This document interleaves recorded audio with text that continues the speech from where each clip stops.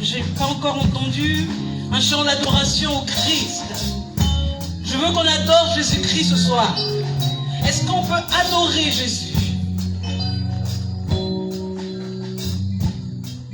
Seigneur Jésus, nous voulons t'adorer. Amen. Toi le roi des rois. Alléluia. Tu es le sang des saints. Amen. Et nous voulons te célébrer, nous voulons t'honorer, nous voulons t'élever Jésus. Amen. Un chant d'adoration. Gloire, gloire, gloire à l'agneau. Oui,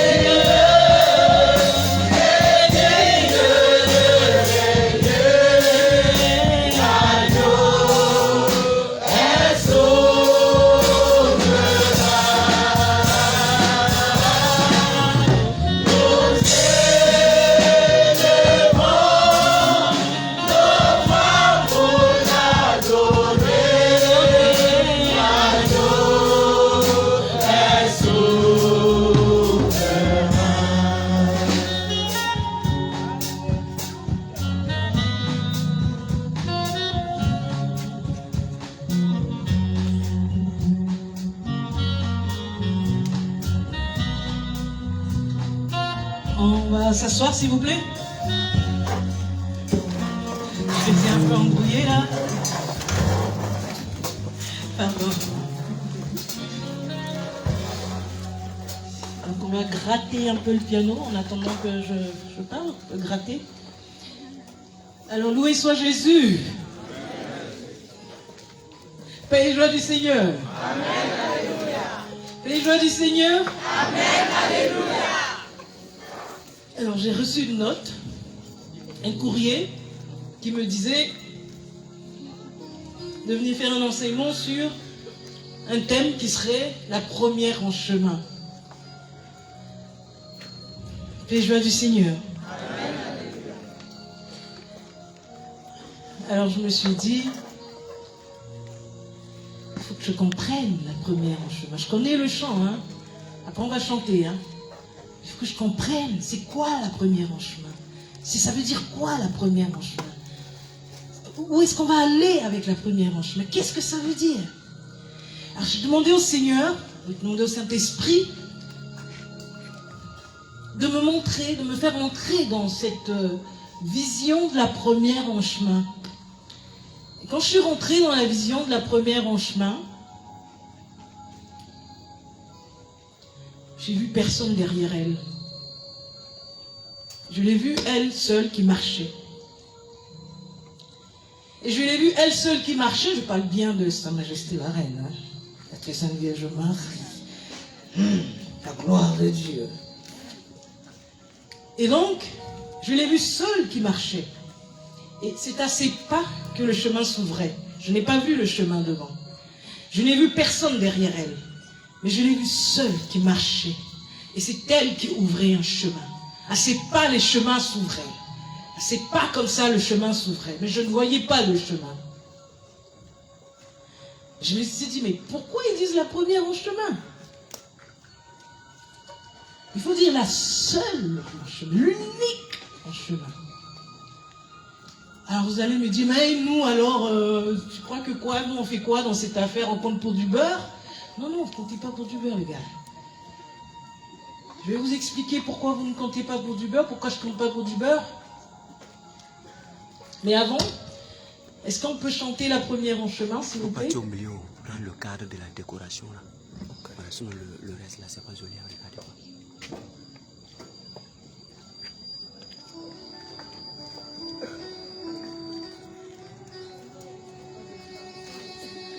Première en chemin,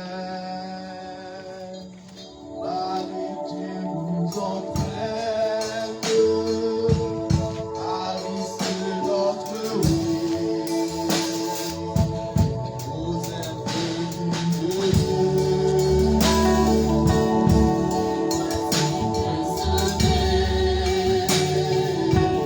On a vu un certain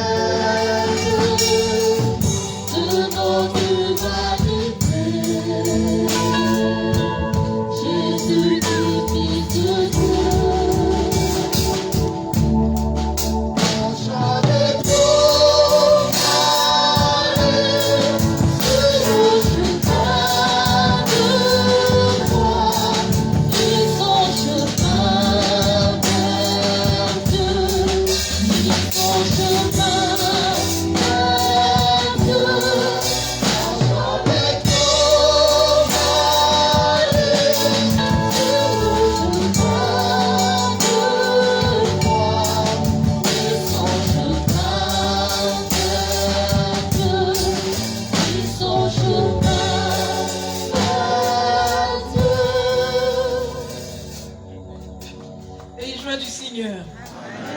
Alors je me suis demandé pourquoi elle est la première en chemin alors qu'il n'y a personne derrière elle et que c'est elle qui ouvre le chemin. Alors je me suis dit, il faut peut-être repartir aux origines. Il n'y a pas longtemps on a entendu l'évangile où on parlait du sang d'Abraham, où on parlait de Lazare qui était dans le sein d'Abraham et que le riche n'y était pas. Et beaucoup ont pensé que le riche était en enfer, ce qui est faux. Le riche n'est pas en enfer. La particularité de l'enfer, c'est que quand tu y es, tu ne peux pas faire montre de charité. Le dogme dit après la mort, si quelqu'un, une âme est trouvée après la mort sans la grâce, c'est-à-dire la charité, sans charité, elle va en enfer. Et nous le savons aujourd'hui avec Benoît XVI dans son encyclique Spe Salvi, que la mort, c'est un passage. Ce n'est plus l'arrêt du cœur, c'est un passage. Il faut que l'âme soit sortie du corps. Et on ne sait pas à quel moment, c'est celui qui est mort, celui qui sait, avec le bon Dieu et les anges, et voilà. Donc, on sait que aujourd'hui, on sait que Lazare, le riche, n'était pas en enfer parce qu'il a demandé à Abraham d'aller dire à ses frères de ne pas commettre la même erreur que lui pour venir se retrouver dans le purgatoire où il se situe. Donc il est au purgatoire. Donc on change notre manière de voir, on change notre manière, non pas qu'on change les choses, mais il nous a été dit, l'Écriture dit, le Seigneur dit, le Saint-Esprit viendra et il vous révélera les choses. Les vérités sont là, mais il faut les découvrir. Les dogmes sont là et ils sont accessibles. Vous direz par exemple, déjà pour essayer de vous aider à comprendre un peu, le dogme de la Trinité, ce n'est pas un interdit, c'est quelque chose où tu fais une expérience avec la Trinité. Quand Dieu te parle, tu sais si c'est le Père, si c'est le Fils, si c'est le Saint-Esprit. Tu as la capacité de le savoir par la grâce qui t'a été donnée. Paix et joie du Seigneur. Amen, alléluia. Alors je me suis dit, il n'y a personne derrière elle, donc je vais repartir voir Abraham. Qu'est-ce qui avait été dit à Abraham? Il a été dit à Abraham, Abraham, lève-toi, le Seigneur a dit à Abraham, lève-toi, va dans le pays, quitte ta parenté, ta maison et tout, va dans le pays que je te montrerai. Mais il semblerait que la vraie version, donc le mot, ce qu'il faut lire, c'est plutôt « va vers toi ». Abraham va vers toi. Et donc Abraham s'est levé, il est véritablement allé vers lui. Et c'est ce qu'aujourd'hui je voudrais que vous compreniez, c'est ce que le Seigneur met dans mon cœur pour vous expliquer, pour vous enseigner, afin que vous compreniez ce qui se passe réellement. Vous savez, le christianisme, ce n'est pas une question que de morale. Parce que la morale apporte ce qu'on appelle une certaine dualité. C'est bien ou c'est mal. Mais le christianisme, non, ce n'est pas avec la morale qu'on peut atteindre Dieu. Nous avons, ce n'est pas qu'avec la morale qu'on peut atteindre Dieu. Nous avons beaucoup de chrétiens aujourd'hui qui sont beaucoup plus ritualistes. On respecte tout. On va à la messe du lundi au samedi ou au dimanche si vous voulez, tout. On fait tout, on fait adoration, on médite le rosaire, on fait tout. Mais on ne change pas. Quelque chose qui ne se passe pas. Tout simplement parce que nous allons vers Dieu, nous allons à l'église pour calmer nos propres consciences vis-à-vis de la société. Mais le christianisme, non, c'est pas ça. C'est la rencontre avec quelqu'un. Et ce quelqu'un s'appelle Jésus-Christ. Mais pour découvrir ce Jésus, il faut beaucoup de choses. Donc quand le Seigneur dit à Abraham, va vers toi, il appelle une sorte de métanoïa. Vous savez, quand nous sommes tous nés, à un moment donné de notre vie, nous avons tous été l'enfant prodigue. Nous avons demandé notre héritage. Et nous sommes partis, dès l'âge de 2 ans même. Vous savez, l'enfant à 2 ans, tu lui dis quelque chose, il te dit non. On appelle ça l'âge du non. C'est à cet âge-là que beaucoup ont pensé que Adam et Ève étaient encore des enfants. C'est pour ça que Lucifer a pu facilement, c'est comme on dit à un enfant, alors, on t'a dit de ne pas manger ce truc-là? Et puis l'enfant dit, ah non, il nous a pas dit. Voilà, c'est un truc comme ça. C'est pour ça que, après les écrits vont dire qu'à 3 ans, la Sainte Vierge Lucifer est venu la tenter. Parce que chacun de nous, Lucifer vient tenter à un certain âge. Pour que nous puissions être dans ce nom-là. Parce que nous sommes nés séparés.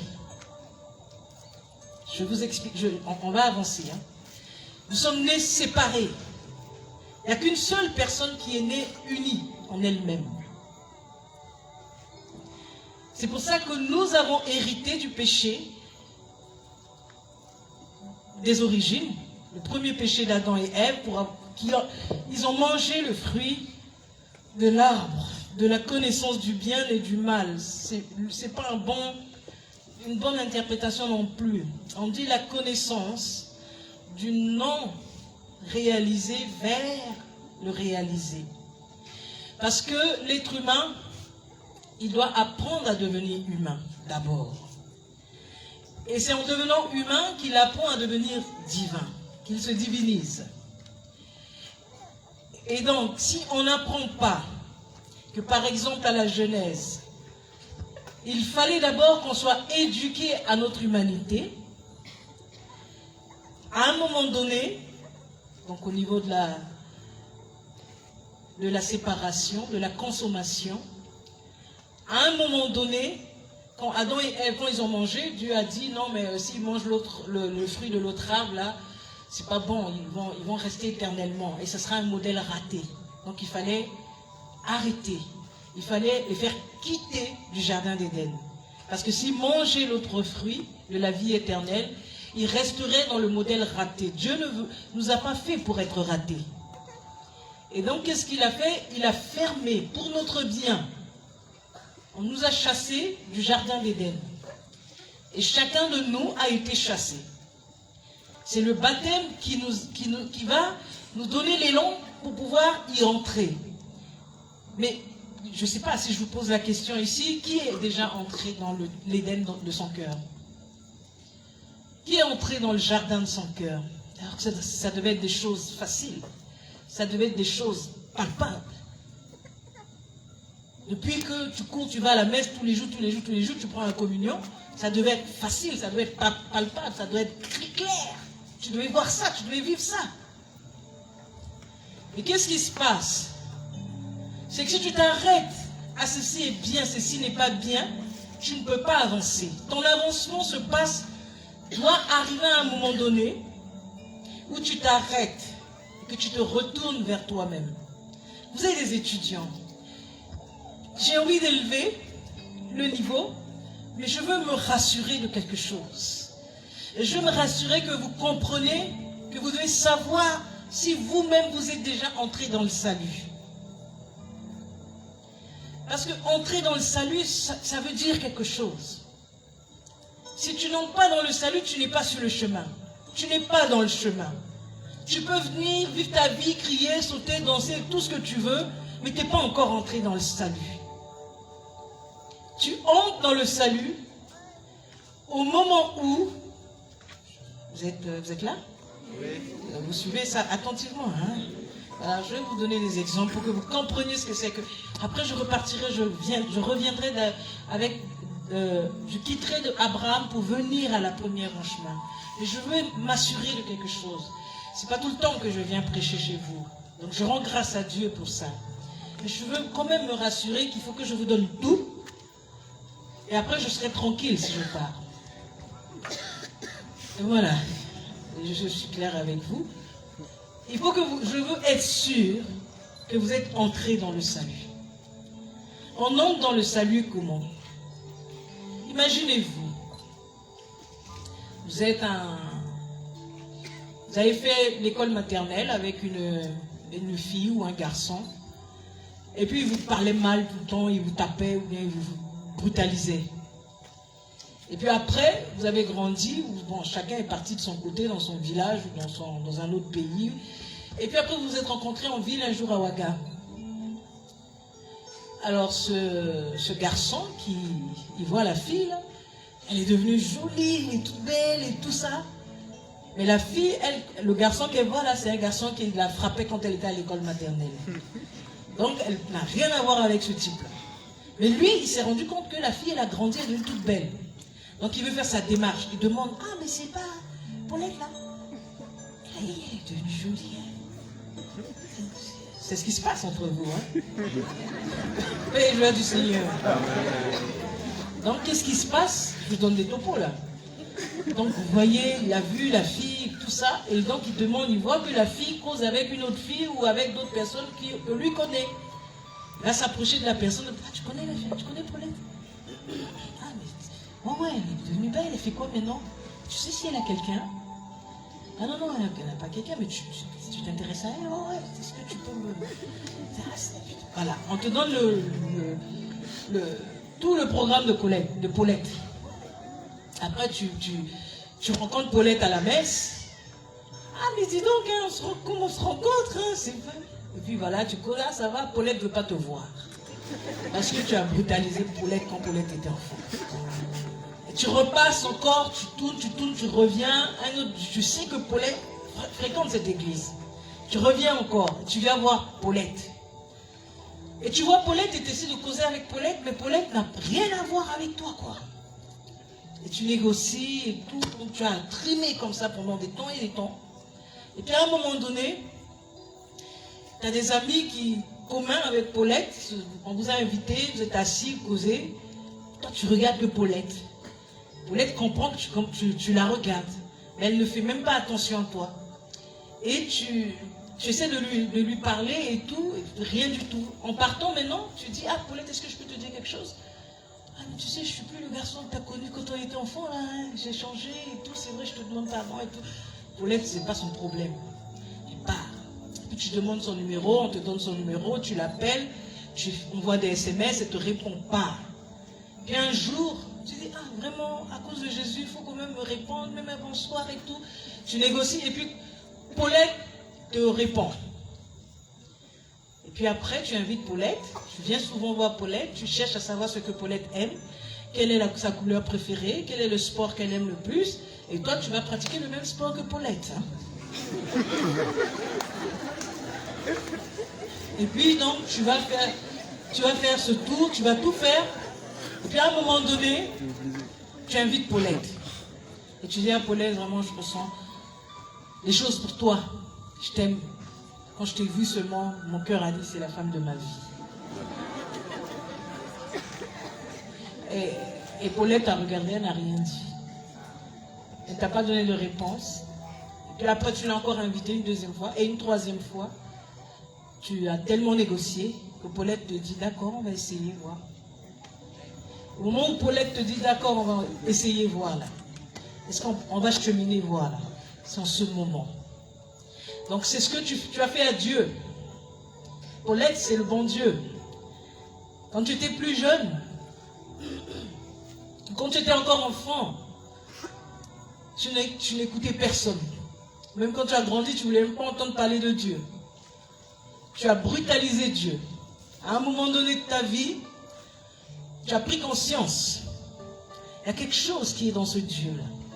Parce que tu vois les autres danser, aimer, attraper le bon Dieu. Et tu te dis, il y a quelque chose. Et tu as commencé à voir la beauté de Dieu, la bonté de Dieu, sa miséricorde. Et tu as commencé à lui faire la cour. Et Dieu n'étant pas un Dieu facile, a pris tout son temps pour te laisser marcher, pour te laisser venir à lui. Et dès lors qu'il t'a laissé venir et que tu as commencé à pleurer, à gémir, parce que tu veux le vivre, parce que tu veux le connaître, parce que tu veux l'aimer, tu le veux, à un moment donné, tu commences à fondre en larmes. À un moment donné, tu es touché, tu pleures. Tu es entré dans le salut. Tu peux être entré dans le salut aussi par la raison. Ça, il y a deux modes. Il y a le mode sensible et le mode par la raison. Ou à un moment donné de ta vie, tu as reçu comme une paix du oui de Dieu, qui dit oui, je veux cheminer avec toi. En ce moment, tu es entré dans le salut. Si tu ne te reconnais pas dans ces deux cas, il faut aller chercher, va négocier Dieu. C'est que tu n'es pas encore en relation réelle avec lui. Il faut rentrer en relation avec Dieu. Dieu, ce n'est pas la tête seulement. Il faut que la foi et la raison marchent comme deux affectionnés. S'il n'y a pas ça, ce n'est pas bon. Paix et joie du Seigneur. Donc je suis contente que vous ayez déjà entendu ça et que chacun va mener sa démarche pour voir si vraiment il est en bon terme avec le bon Dieu. Et ou bien si leur relation a déjà commencé ou si vous avez commencé à cheminer. Maintenant je quitte Abraham pour venir. Va vers toi. Que veut dire aller vers soi?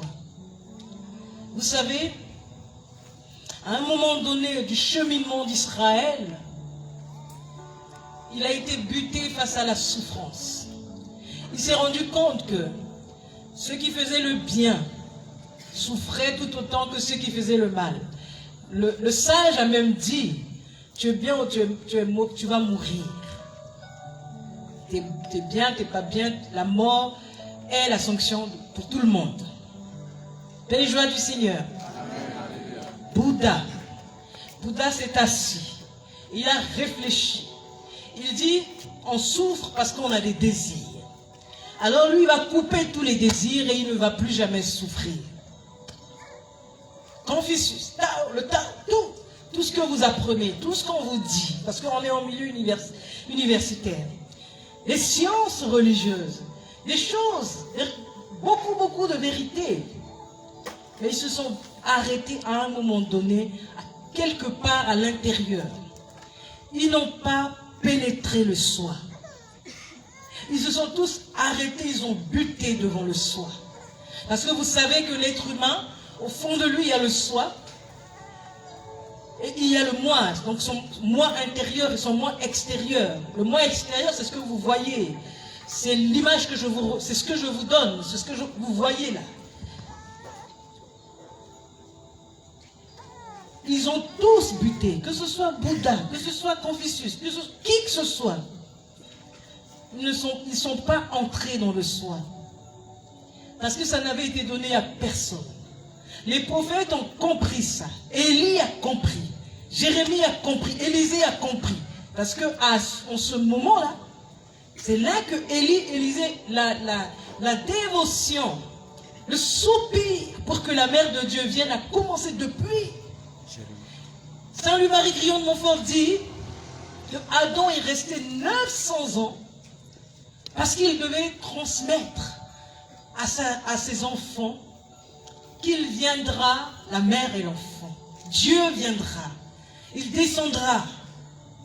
Il a envoyé ce message. Parce que si aujourd'hui beaucoup de sciences, beaucoup de philosophes et même les théologiens pensent que les deux puissances de l'âme ne sont que la volonté et l'intelligence, je tiens à vous dire qu'il y a la mémoire.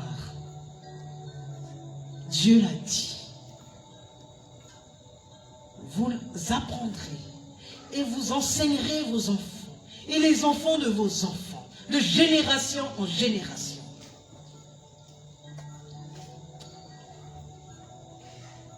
Et donc il y a trois puissances de l'âme. Saint Bernard l'avait dit.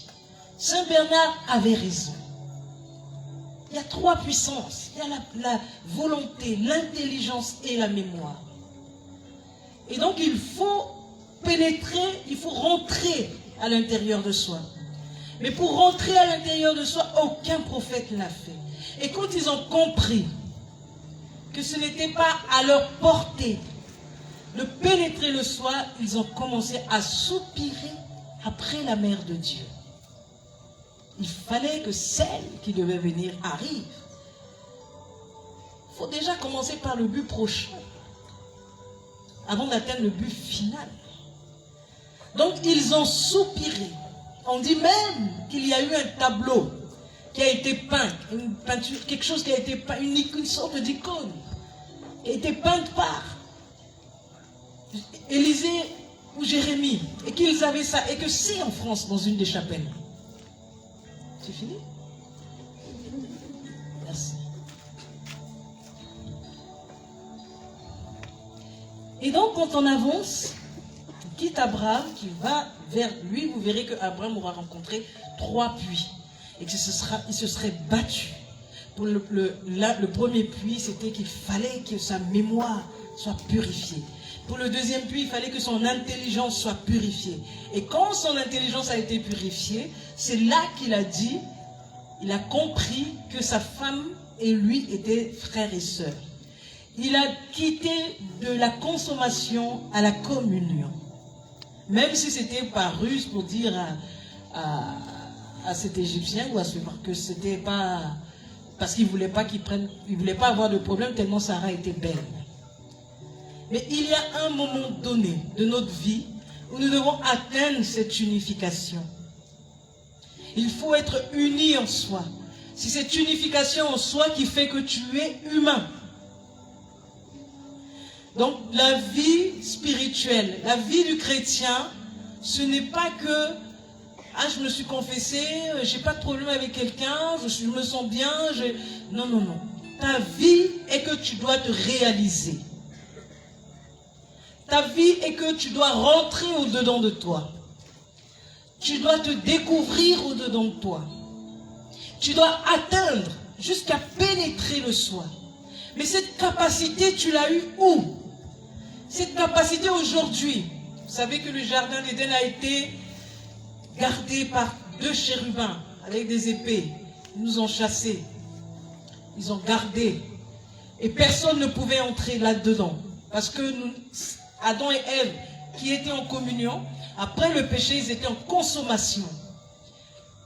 C'est-à-dire que chacun disait, ah mais c'est l'autre, hein, c'est lui que tu m'as donné là, la femme que tu m'as donnée là. Voilà, c'est la consommation. On n'est plus dans l'unification. On avance. Après, les prophètes ont annoncé. On a commencé à dire qu'elle doit venir, elle va venir. Et les soupirs. Et il y en avait qui sont allés se cacher pour prier, pour qu'elle vienne. Le soupir des prophètes, le soupir des patriarches. Leur soupir s'est arrêté à l'arrivée de la Sainte Vierge. Il fallait qu'elle vienne. Et quand l'aurore est arrivée, en 14 ans seulement, le Fils de Dieu est venu. Maintenant, quand on dit qu'elle est la première en chemin, et que moi je dis qu'elle est l'unique en chemin, ça veut dire quoi? Jésus dit, je suis le chemin, je suis la vérité, je suis la vie. Mais le chemin, il devait venir par un autre chemin. Il a choisi de montrer le chemin. Et le chemin, elle l'a porté dans son sein. Et quand elle marchait, c'était elle le chemin, quand il était dans son sein. Quand elle marchait, c'était elle le chemin. Le chemin avait choisi qu'elle soit le chemin. Je ne sais pas si vous comprenez. Elle l'a porté dans son sein. Et c'est avec lui qu'elle marchait. À son enfantement, le chemin, elle a ouvert le chemin. Et quand maintenant vous allez voir qu'elle est enfantée, dans la vision, moi ce que j'ai vu, quand vous allez voir qu'elle va enfanter le Fils de Dieu, c'est là que vous allez voir tous derrière le Fils de Dieu, mais venant d'elle. Elle est le fruit de la passion, mort et résurrection du Christ, en qui tous nous sommes. Et il faut que vous compreniez cela. Et elle est en chemin dans votre vie. Parce que c'est elle qui crie du dedans de vous. C'est elle qui dit cet écho. C'est elle qui crie, qui vous dit de revenir à la maison. Pas que vous mouriez, hein, parce que de toute façon vous me regardez là. Quand elle vous dit de revenir à la maison, c'est-à-dire qu'elle vous dit de tourner le dos au monde. L'enfant revient toujours à la maison. Elle vous demande de tourner le dos au monde, ce qu'on appelle la métanoïa, pour revenir, rentrer au-dedans de vous. Et c'est dans cette entrée au-dedans de vous, c'est dans cette entrée au-dedans de vous,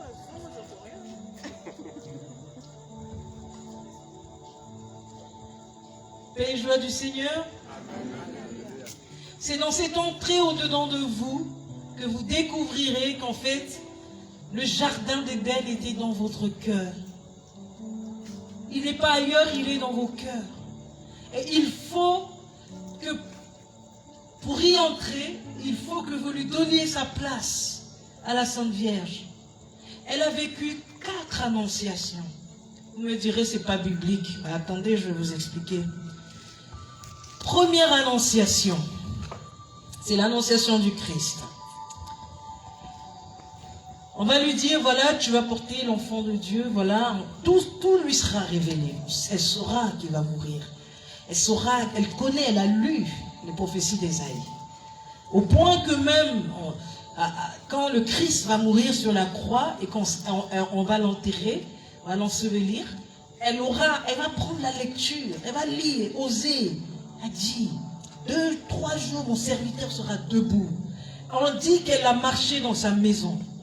Elle ne s'asseyait pas, elle lisait, elle répétait, elle lisait parce qu'elle savait que son fils allait se réveiller. Et quand on dit que, quand il l'a vu, quand il s'est réveillé, c'est la première à qui il s'est présenté, on dit que Jésus avait une façon de parler à sa mère. Et il lui disait, maman, c'est qui que tu aimes le plus? Il aimait être aimé, ce type. Paix et joie du Seigneur. Il aimait être aimé. Et lui demandait à sa mère, maman, c'est qui que tu aimes le plus? Et elle disait toujours, c'est toi.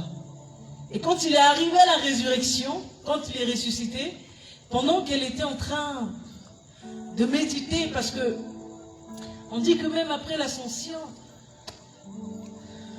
Saint Luc, vous savez, la première icône de la Sainte Vierge a été peinte par Saint Luc. Mais pour peindre même, c'était difficile. Parce que la porte était entrebâillée. Et il ne regardait que par la petite porte pour pouvoir dessiner. Elle n'a pas posé du tout. Elle était dans sa contemplation. Donc c'est pour vous dire que celle que nous appelons la Mère de Dieu, sa première annonciation, c'est l'annonciation de son Fils. La deuxième annonciation, c'est celle qui est à la croix. Ça ne va pas être l'annonciation de son Fils, ça va être l'annonciation de toi et moi. On va lui dire, voici ton Fils. On va nous dire, voici ta mère. Paix et joie du Seigneur. Amen, alléluia. La troisième annonciation, ça va être à la Pentecôte. Et c'est là que si vous ne comprenez pas le secret de Dieu à la Pentecôte, il y a beaucoup de choses que vous n'aurez pas compris dans cette vie chrétienne. À la Pentecôte, quand le Saint-Esprit est descendu, l'annonciation qui a été faite à la Sainte Vierge, c'était la réalisation de « tu es bénie entre toutes les femmes ». Pourquoi on dit « tu es bénie entre toutes les femmes » ? C'est pas parce qu'on dit que tu es la plus belle, non, c'est pas non plus parce que seulement tu as porté le Fils de Dieu, non. C'est parce que c'est toi, tu as une place dans le cœur de tout être humain. Et c'est ta maternité qui enfantera le Christ dans le cœur de tout être humain. C'est pour ça qu'à la Pentecôte, elle devait être là. Parce que pour que le Saint-Esprit vienne habiter dans la maison, quand on dit « ne savez-vous pas que votre corps est le temple de Dieu ?» Pour que le Saint-Esprit vienne habiter dans la maison de notre cœur, il faut que son épouse soit là. Donc à la Pentecôte, il y avait l'établissement de la Sainte Vierge dans le cœur de tous ses apôtres, dans leur foi, qui était infranchissable. Et c'est là que se situe sa demeure.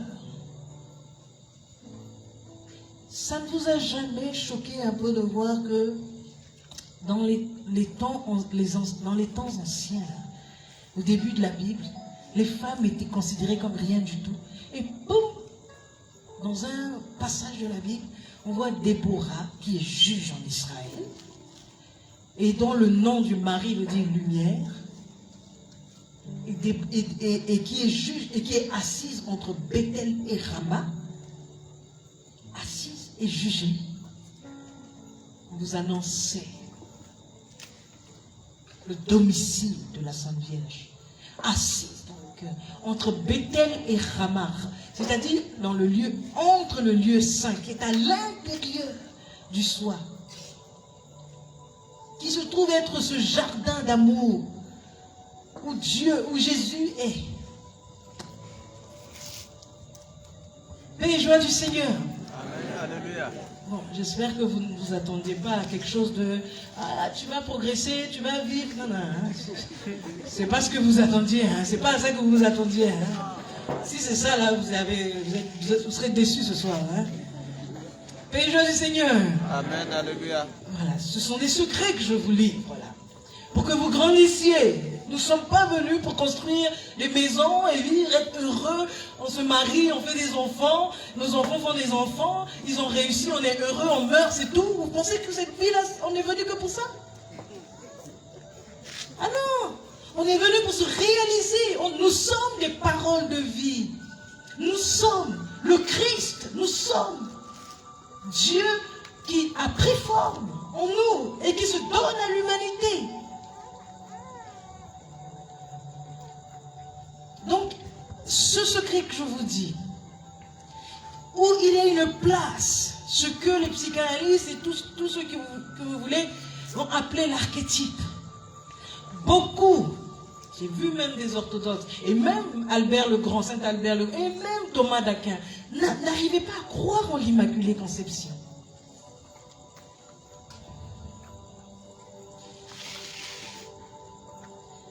L'Immaculée Conception, c'est un miracle, c'est une vérité. Si tu enlèves ça, il n'y a plus rien du tout. Et c'est justement de son Immaculée Conception qui fait que, parce que vous et moi, nous avons au-dedans de nous des choses qui nous poussent, qui nous commandent. Pour rien, on déteste un tel. Pour rien, sa tête ne me plaît pas. Pour rien, celui-là, il m'énerve. Et pour rien, on va aimer un. Voilà. Parce qu'on a des choses qu'on ne maîtrise pas en nous. Mais quand nous nous donnons à la Sainte Vierge, elle maîtrise ça. On dit qu'elle a le pied sur la lune. Vous savez que la lune a plusieurs visages.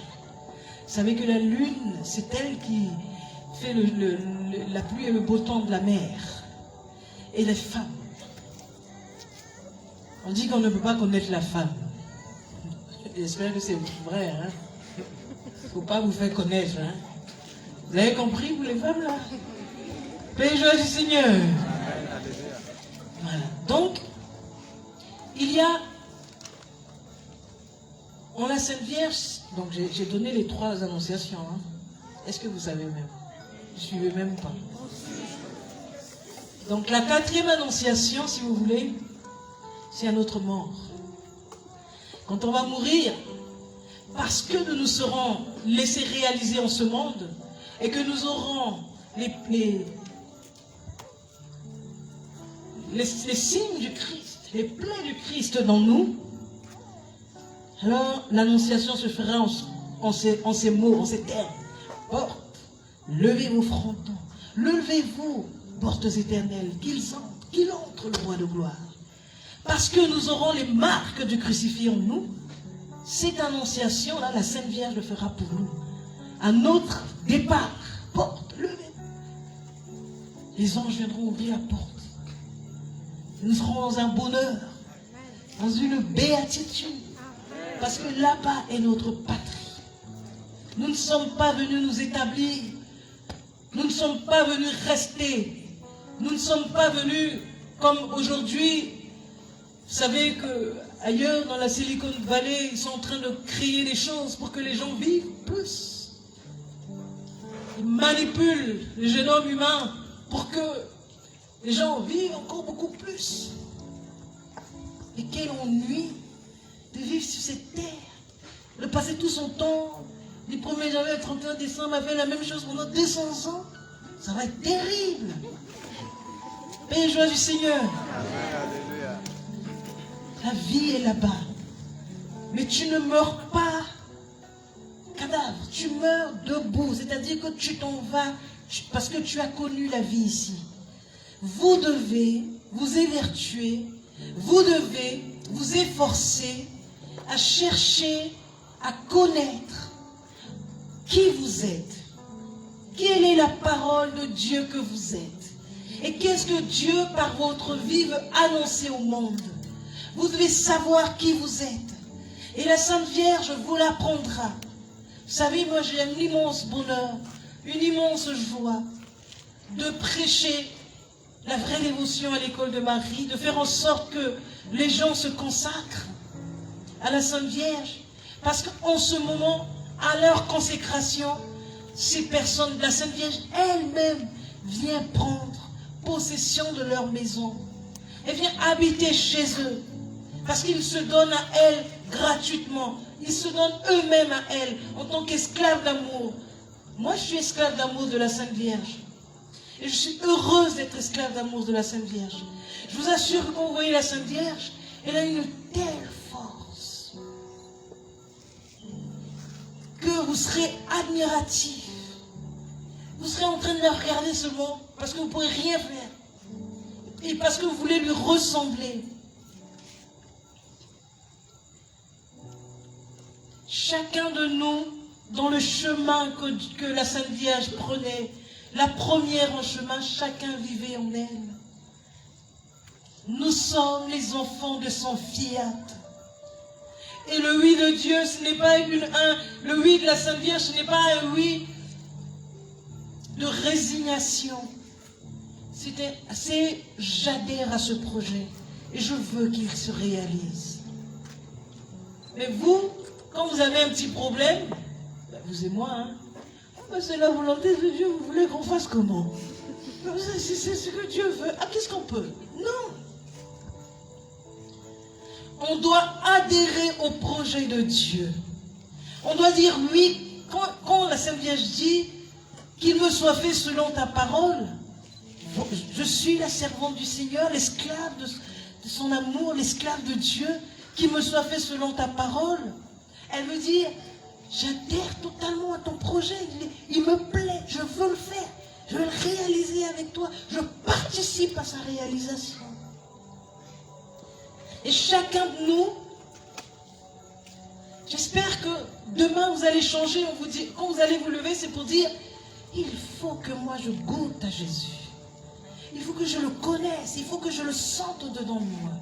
Je vous assure que Dieu parle au-dedans de nous. Il est là, c'est pas parole de connaissance. Ouais, tiens, mon frère, t'as reçu quoi? Renouveau charismatique, c'est bien. Mais il faut le renouveau mystique. Parce que le renouveau charismatique a une limite. Laissez-vous transformer par la puissance du Saint-Esprit. Pénétrez au-dedans de vous-même. Rencontrez Dieu qui est assis au-dedans de vous.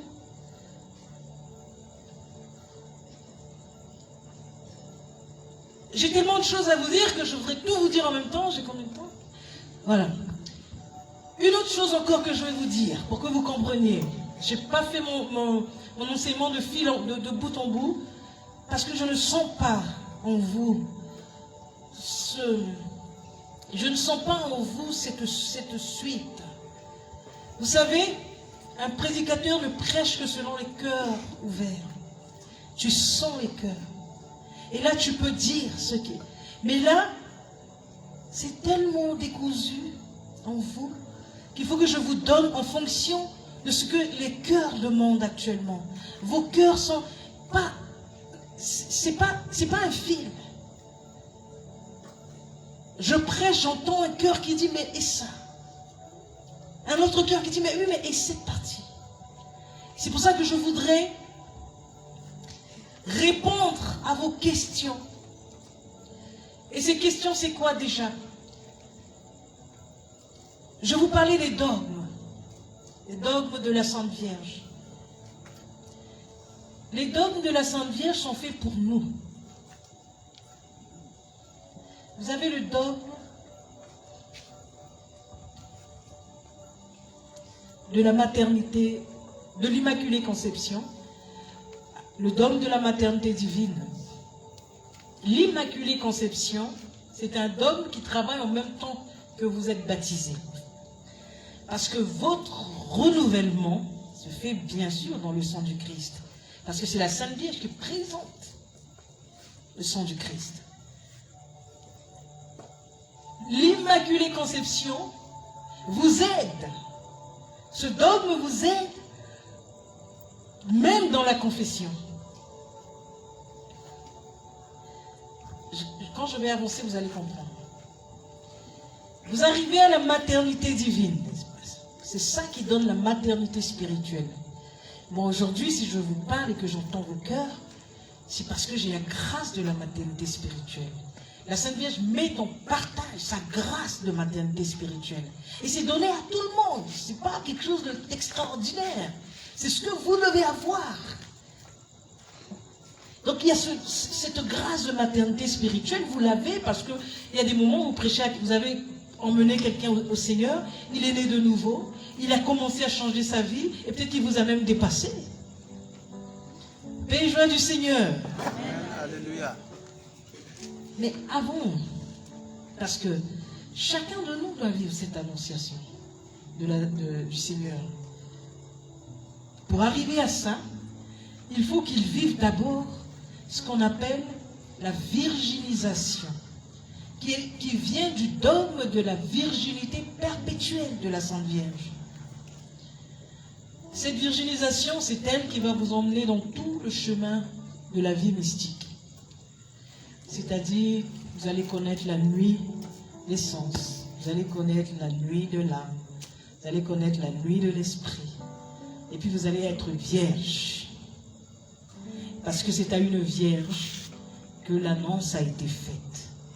Donc vous allez d'abord être vierge. Et c'est là maintenant que vous allez recevoir cette annonce. Et que vous allez avoir le Christ dans votre cœur. Paix et joie du Seigneur. Amen. Alléluia. Êtes sûr que vous êtes là? Oui. D'accord. Parce qu'il y en a, on dirait qu'ils dorment. Et puis après, il y a ce qu'on appelle l'Assomption. Et ce dogme de l'Assomption se passe comment? Au-dedans de nous, la Sainte Vierge est là. Et puis après, elle commence à se déployer au-dedans de nous parce que saint Ambroise dit que l'âme de Marie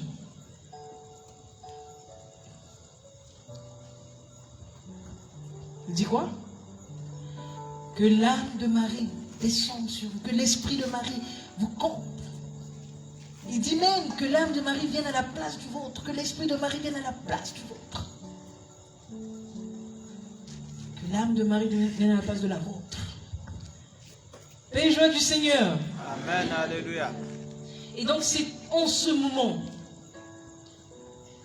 que vous allez, c'est cette virginité que vous allez avoir. N'ayez pas trop de scrupules en matière de sexe, de virginité, de je sais pas quoi là, ça ne doit pas vous déranger. Parce que tu peux être vierge de corps et être un vrai démon. Oui, parce que tu t'assois sur ta virginité corporelle pour manifester une certaine ascendance sur les autres. Et tu peux être quelqu'un qui en a tellement vu, mais en réalité, tu as une virginité de cœur et de l'âme qui fait de toi quelqu'un que Dieu aime. Le parfum de ta sainteté, l'odeur de ta sainteté atteint Dieu. Et que tu aies les deux, c'est grâce. Paix et joie du Seigneur. Amen. Alléluia. Je vous souhaite, à vous les petites filles, là. Attendez quand même, quoi. Paix et joie du Seigneur. Amen. Alléluia. Donc c'est un bonheur de découvrir la Sainte Vierge, elle est première en chemin parce qu'elle nous prend en elle et qu'il n'y a personne derrière elle, elle est l'unique en chemin. C'est elle qui fait le chemin, c'est elle qui enfante le chemin. Et nous passons par elle pour atteindre Jésus-Christ. Que tu sois protestant, que tu sois qui que tu sois, même si tu ne l'aimes pas, si tu rencontres Jésus, c'est par elle. Il n'y a rien dans ce monde que Dieu fait sans passer par la Sainte Vierge. Alors, vous boudez, vous n'êtes pas d'accord, vous n'êtes pas d'accord, c'est une vérité. Autrement dit, si vous dites Jésus, je ne sais pas par où c'est de quel Jésus vous parlez. Parce que ce Jésus-là, il est venu par Marie. C'est son sang qui est là.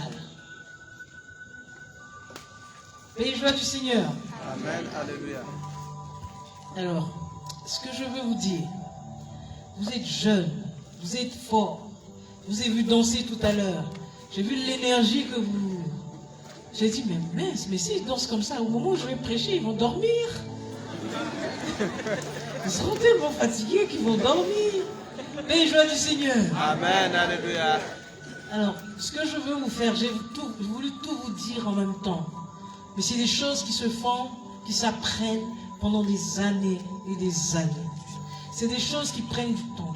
Mais avec la Sainte Vierge, puisqu'on dit qu'elle est immédiatrice de toute grâce, elle donne la grâce immédiatement. Elle est vraiment la première en chemin parce que c'est elle qui connaît le secret de Dieu. Et elle a une telle gratitude envers Dieu, une telle gratitude. Et vous la voyez, vous ne pouvez pas parler. Quand vous la voyez, quand vous la découvrez, il n'y a que la paix qui vous habite. La peur, les angoisses, les douleurs, tout ça vous quitte. Quand vous la voyez, quand vous êtes face à elle, c'est la paix, c'est un bonheur, c'est une joie. Et parfois, vous savez, on dit de Saint-Louis-Marie en Montfort, il allait en mission, il revenait, et la Sainte Vierge venait faire la cuisine chez lui.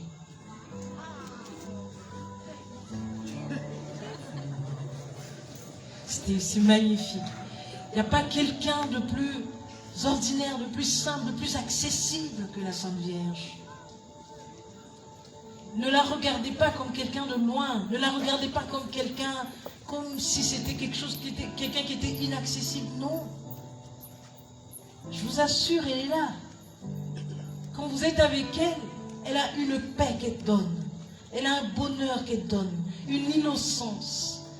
Dès que vous approchez d'elle, quand elle s'assoit avec vous, on n'entend pas parler par les oreilles, mais son regard, sa sérénité, une tranquillité qui vous rend... Vous voyez les petites filles qui sont... Waouh! Vous êtes là en train de regarder ce monde. Parce qu'elle est magnifique. Et c'est pour ça qu'elle a été cachée dans les évangiles. On dit qu'elle a été cachée parce que sinon les gens seraient toujours en train de la regarder. Au point que, comme dit Denis l'Aéropagite, il a dit Saint Paul lui a dit, attends, viens, je vais te montrer quelqu'un et tout. Quand il est arrivé, qu'il a vu la mère de Dieu, il a dit, si on ne m'avait pas appris que Dieu était trine, je l'aurais prise pour une divinité. Tellement son charme s'imposait. Il y a un tel bonheur à être avec la Sainte Vierge. Et c'est elle qui vous apprend, en elle, il n'y a pas de nuit. En elle, il n'y a que le jour. Et quand vous êtes avec elle, quand elle est avec vous, vous avez l'impression que l'univers entier est en vous.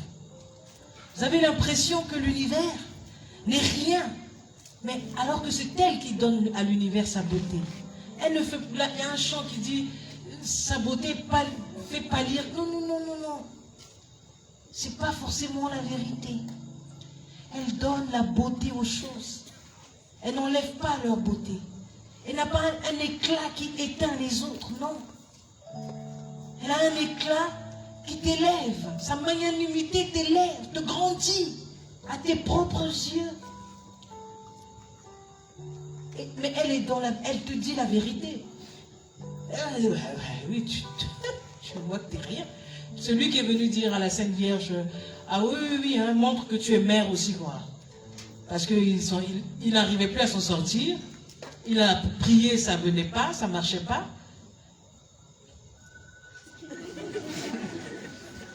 Ça ne marchait pas, ça ne donnait pas. Après, il a dit à l'image qui est là, il dit, mais attends, écoute, tu es une mère, fais comme quelque chose. Et puis elle-même, elle lui a dit, toi aussi tu as un fils, il faut bien te comporter comme fils aussi. Paix et joie du Seigneur.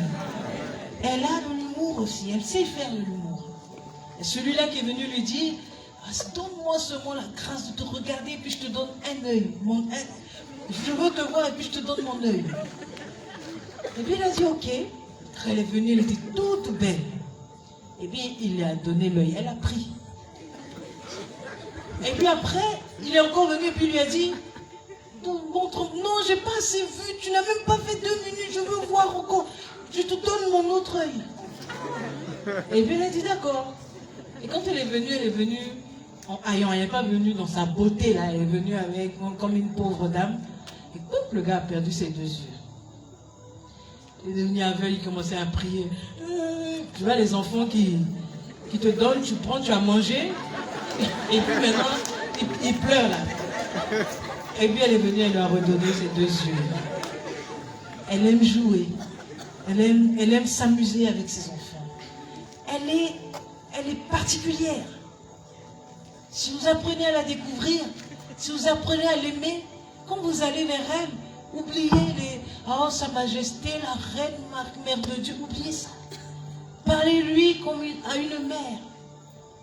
Elle est vraiment l'amie de ses enfants.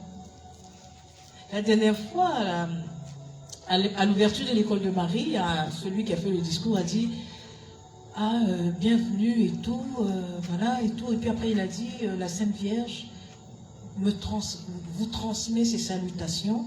Les gens ont dû se dire mais attends, mais lui il se prend pour qui? Mais c'est la réalité. Elle est vraiment là. Et je vous assure, il y a un des petits livres que j'ai écrit par la grâce de Dieu. Et dans ce livre, on montre quand tu as c'est lié au rosaire, mon petit secret du très saint rosaire. Et puis il y a une dame qui vient voir une Vallée de Marie, les nouvelles là, qui viennent voir une ancienne et qui lui dit j'ai un tel problème, tu penses que c'est quelle dizaine que je dois prendre? Puis il dit l'autre ancienne, tu vois quoi, et ancienne, voilà, faut prendre ça là. Et puis donc l'autre est partie. Puis elle est partie, elle a fait. Et pouf, elle a reçu la visite de la Sainte Vierge chez elle. Donc elle court, elle vient voir l'ancienne, elle dit vraiment merci, tu m'as appris un truc. Parce que quand je suis allée, la Sainte Vierge est venue me voir. Elle a ri avec la personne là, et puis elle est venue me voir, elle me dit non mais vous voyez ce que la Sainte Vierge a fait? Je dis qu'est-ce qu'elle a fait? Moi qui suis là, je la paix, elle vient jamais. Les joies du Seigneur. C'est simple, c'est facile. On a pensé Dieu autrement, on l'a mis loin de nous. On a créé beaucoup de règles. Pensant que, par exemple, les chrétiens entre eux se critiquent. Tout le monde veut être bien, alors que tout le monde sait que personne n'est bien. Mais vous voulez que dans l'église, il n'y ait que des anges qui rentrent dans l'église? Vous voyez celui-là, il est sectaire. Vous voyez celui-là, il est sorcier. Vous voyez celui-là, lui, il a dévergondé. Lui, là, c'est un voyou. Mais vous voulez que qui vienne? Jésus a dit quoi? Je ne suis pas venu pour les bien portants. Je suis venu pour ceux qui se savent malades. Parce que ceux qui se savent malades, ils n'ont pas le temps d'accuser les autres. Et Jésus dit, si vous disiez au moins que vous étiez aveugle, là j'aurais pensé que vous pouvez vous convertir. Mais vous dites que nous voyons, alors que vous êtes aveugle.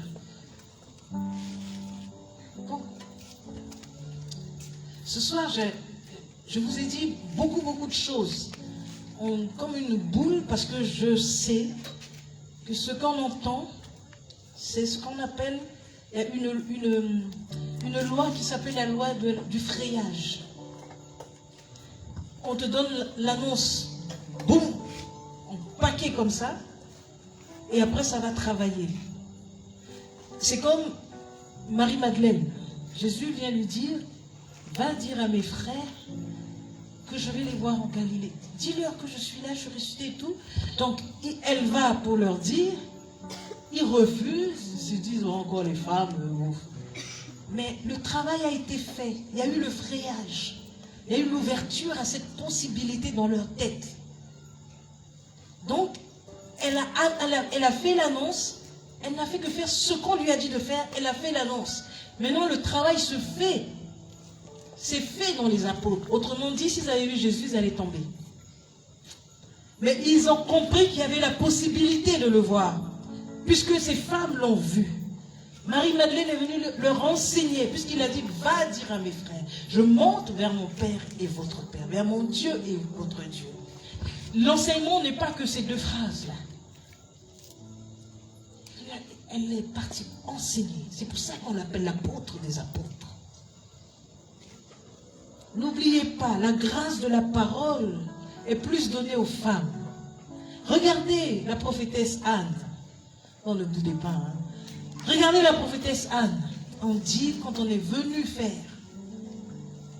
donner Jésus pour la présentation au temple, elle annonçait à qui elle voulait, qui voulait l'entendre que ce petit a été le Messie.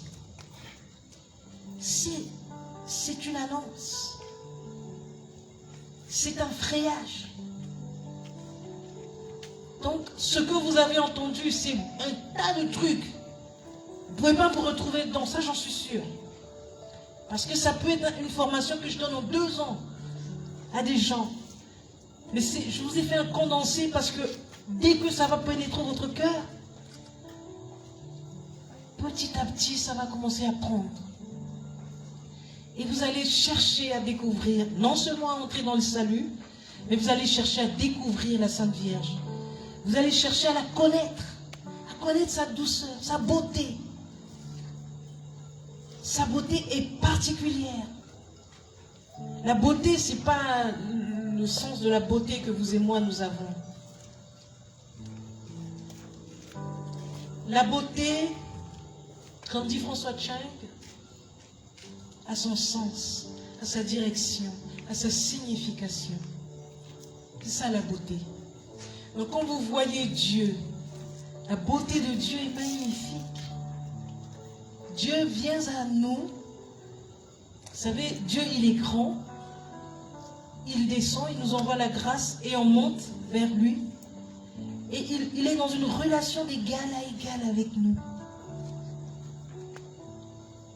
Il faut que vous sachiez ça. Une relation d'amis, d'amour, d'amitié. Des amis se disent tout, des amis s'aiment, des amis s'embrassent. Quand on dit embrasse, c'est comme ça. C'est pas dans vos langages d'embrasse que vous avez. Quand on dit embrasse, là vous êtes déjà en train de voir que vous êtes en train d'embrasser quelqu'un là-bas. Non, non, non, non. On dit embrasse, c'est comme ça. Les joies du Seigneur. Pour ceux qui ont déjà fait un tour au ciel, vous avez déjà fait un tour au ciel? Vous n'êtes jamais allé au ciel?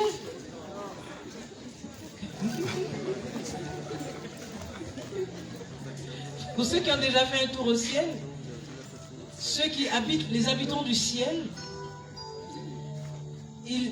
c'est fini cette fois-ci. Les habitants du ciel, ils se font la charité. C'est-à-dire qu'ils s'embrassent, ils se font la charité. Au ciel, c'est comme ça. Quand un habitant du ciel rencontre un autre habitant du ciel, ils se font la charité et puis chacun prend sa route. Il y a une vie là-bas. Le ciel, on dit que le ciel est là. Jérusalem céleste est juste au-dessus de la terre. Vous me regardez comme si j'étais un ange. Non, non, non. En fait, je veux vous faire comprendre que vous avez la possibilité de vivre ce que les anciens ont vécu. Les pères du désert, les pères de l'église, les gens ont vécu ça. Ils nous ont ouvert les voies. Les saints qui nous ont devancés ont ouvert la route. Nous ont rendus capables de vivre des choses qu'on n'en avait même pas idée. C'est pas par nos mérites, mais c'est par la grâce. Il faut l'accepter, il faut le croire, il faut le vivre. Et je veux enlever ce voile de vos yeux. Je veux déchirer ce voile de vos yeux. Dieu est accessible. Dieu n'est pas assis sur son trône là-bas, son trône c'est dans vos cœurs. Dieu est merveilleux. Apprenez à le découvrir, approchez-vous de lui. Devant le trône de sa grâce. Vivez une intimité avec lui. Aimez-le. Apprenez de Dieu que vous êtes les plus joyeux, vous êtes les chéris de son cœur, et qu'il vous aime, et qu'il veut se donner à vous. Il a besoin de vous donner cette amitié.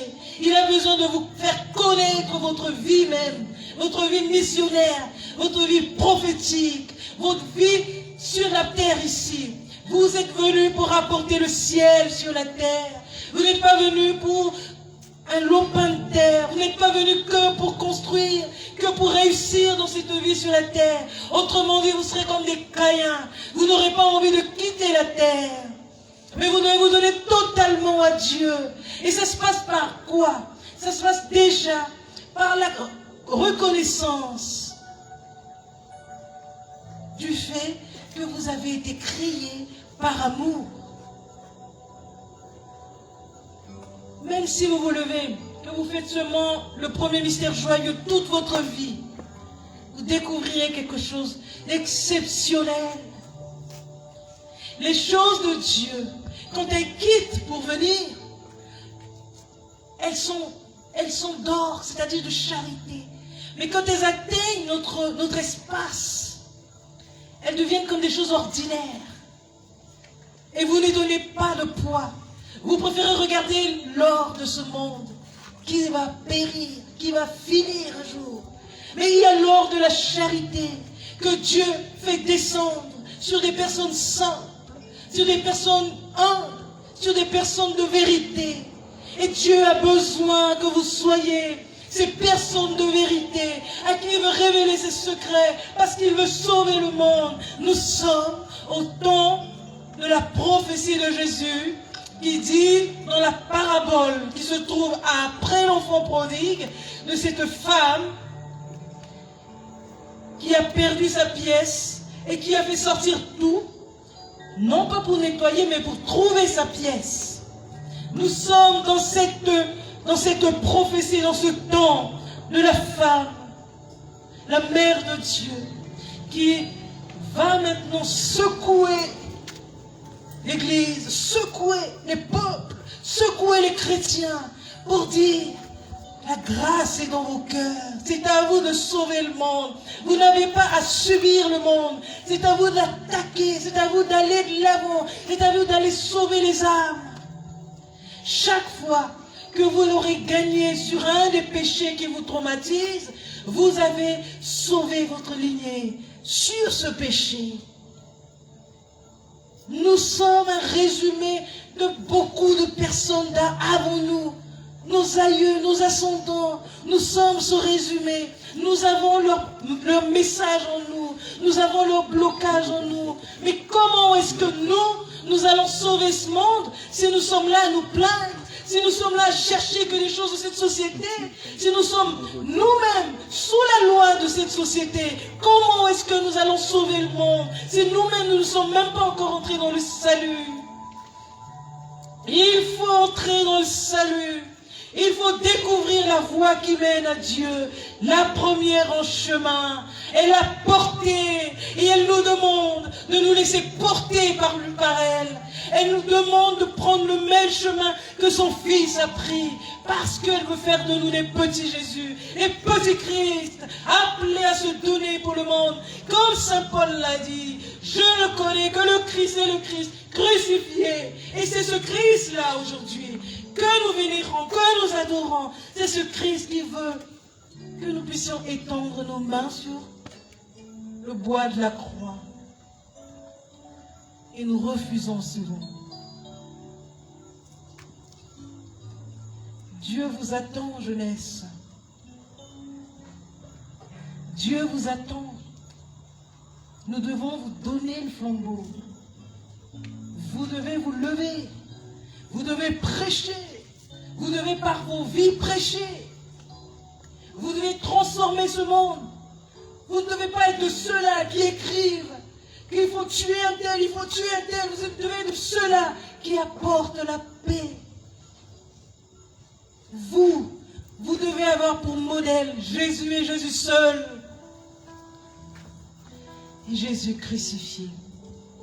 Quand vous l'aurez découvert, alors comme Saint Paul, vous direz: Je veux connaître la puissance de sa résurrection. Et joie du Seigneur. Alors j'espère que cette grâce, cette onction mariale vous touchera et vous transformera. Parce que tout à l'heure, j'ai vu cette onction mariale et j'espère qu'elle descendra sur vous et que vous aurez les cœurs ouverts à recevoir, à accueillir cette grâce. Bon, je viens ici peut-être chaque 5 ans ou chaque je ne sais combien d'années. C'est pas vrai. Je vais ici, ça fait combien de temps? Donc, au moins, je vous ai tout dit, je vous ai fait un paquet pour les 5 prochaines années. Et les joies du Seigneur. Donc, s'il vous plaît, laissez-vous transformer, laissez-vous guider par la Sainte Vierge et vous découvrirez. Et moi, sincèrement, si j'avais quelque chose à vous proposer, je vous inviterais à l'école de Marie. Pas pour que vous deveniez forcément valet de Marie. Hein. Allez-y, consacrez-vous, revenez et vivez cela. Parce que la consécration vous offre quelque chose de particulier.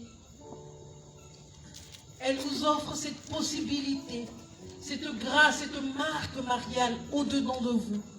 Et à partir de là, dès que vous vous consacrez, allez dans vos groupes, vraiment il n'y a pas de problème. Mais je vous prie d'accepter de vous consacrer à la Sainte Vierge. Et vous verrez des choses extraordinaires dans vos vies, mais qui sont ordinaires. Vous savez, tout à l'heure, je vous ai demandé si vous êtes allé au ciel. Vous m'avez regardé comme si j'étais un fantôme. Mais c'est vrai, il y a des gens qui reviennent tranquilles, hein, comme on prend son bus pour aller à Ouagadougou. Hein. Les joies du Seigneur. C'est au-dedans de vous que ça se passe. C'est au-dedans de vous. Vous pouvez aller, revenir, voir. Tout ce que vous voyez à l'extérieur est au-dedans de vous. Mais dans la pureté de leur beauté. Même les gens que vous avez perdus, même vos amis, tous ceux qui sont là, mais ils sont au-dedans de vous. Et c'est à vous de découvrir, c'est à vous de vous rendre compte que vous n'aurez pas d'attache et vous serez, comme on dit, connecté avec tout le monde. Parce qu'il y a une chose que vous devez savoir. Ce Jésus qui est en vous, comme il est dans les cœurs, vous êtes aussi dans les cœurs, parce que vous êtes en Jésus. Paix et joie du Seigneur. Amen. Alléluia. Donc ça fait que vous pouvez faire des choses. Vous pouvez aller où vous voulez avec Jésus. Il aime voyager, surtout le Saint-Esprit. Le Saint-Esprit aime voyager. Il aime jouer aussi. Le Saint-Esprit, oui, le Saint-Esprit aime beaucoup jouer. Particulièrement, il est doux, on ne peut rien dire. En fait, je ne sais pas comment vous expliquer ça, mais il faut que vous arriviez à être dans cette amitié avec le Saint-Esprit. Il aime jouer. C'est un ami qui ne vous lâche jamais. Vous allez le laisser tomber. Mais lui ne va pas vous laisser. C'est le meilleur ami qui puisse exister. Donc, essayez d'être son ami. Au début, vous allez penser que vous avez peur de lui parce que vous entendez « Ah, ça tombe ici, ça tombe là-bas ». J'ai compris que c'est fini. Ça tombe ici, ça tombe là-bas. Mais vraiment, je tiens à vous dire que le Saint-Esprit, il est magnifique.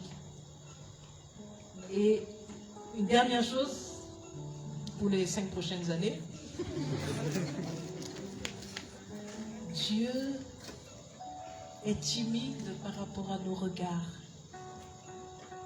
Vous voyez l'enfant, un enfant qui regarde sa mère, elle est obligée de faire tout ce qu'il veut. Moi je dis Dieu est timide, ça veut dire que Dieu se laisse, il aime la puissance. En fait, il se laisse vaincre par la puissance de nos regards d'amour. C'est à nous de découvrir ce regard d'amour. Et vous verrez que, vous voyez comme un enfant, un exemple. Un enfant est là, il va pleurer, la maman va faire quelque chose, mais il va pleurer, ah, pour moi, tout ça, et puis elle va finir par le prendre.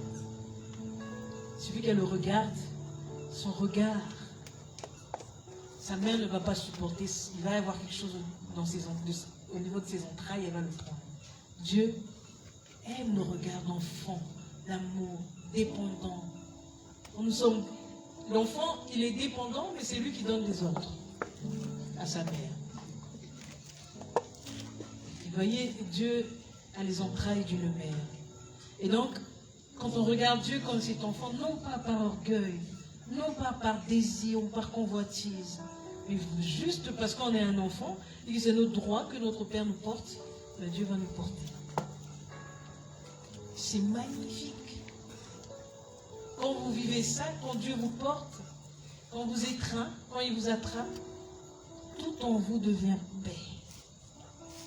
Et c'est là que vous vous rendez compte que dans votre corps, là, on dirait qu'il y avait du feu ou bien vous étiez blessé. Mal blessé. Et joie du Seigneur. Bon, on pourrait rester là jusqu'à demain. On en parle de Dieu, c'est magnifique. Merci beaucoup. Que le Seigneur vous bénisse. Amen. Alléluia.